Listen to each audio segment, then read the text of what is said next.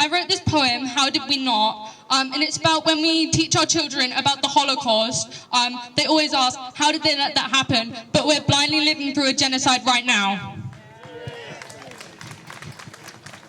When we teach about wars and the control in between, all the children can ask is, what do you mean? What do you mean that the people of their time did not contrive to change the political tide in the president's stride and prime minister's pride? How did they not through the sea of adverts and speeches and get down on their knees to pray to all of the gods that this was not going to happen?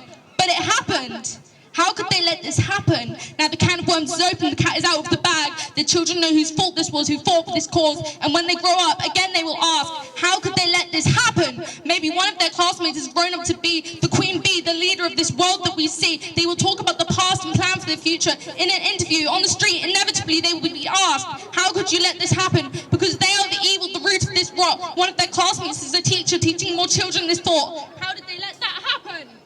But they're still stuck in history, not presenting the present, because that power-hungry playground prowl has only been recognised by one, maybe a ton, but not nearly enough to reset the sun, and their sons and their daughters yet again will become martyrs.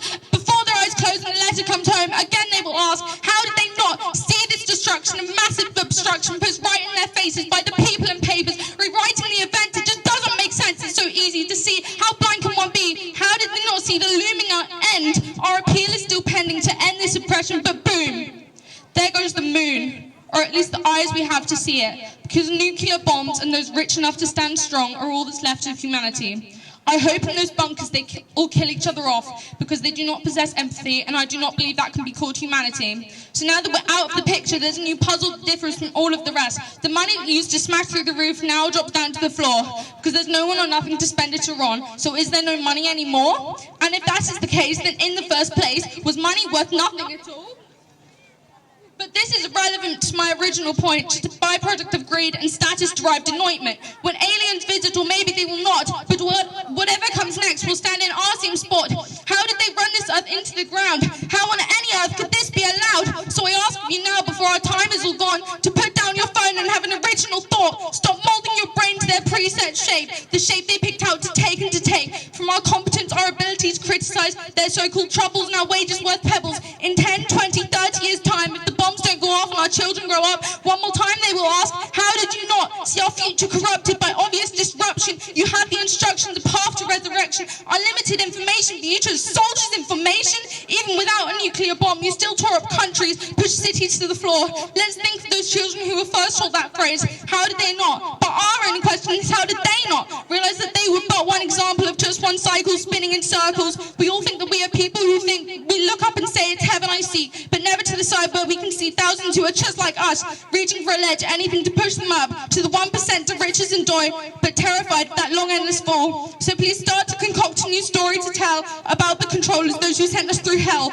Caring is good, but well, it's just not enough to sit and act tough. Get out of your rut. Have you not have enough of being told to cope, to just push through, when at the end of the road there's only a wall? How did we not realize that it's us and our questions? We have let our mind in all this oblivion be pushed aside for profit in no time. So I ask you now for just 1 second to pretend you are anyone in the world but yourself. Are you scared to think of that situation?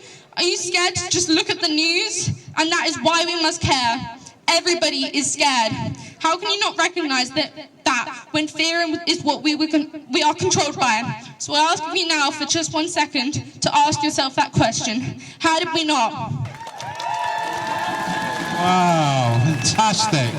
Thank you, Poppy, that was brilliant.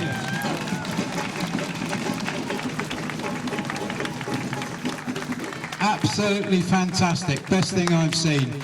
And Poppy couldn't have performed like that if she didn't feel every word, every bit of meaning came out there in the performance. Absolutely fantastic, fantastically written and fantastically delivered.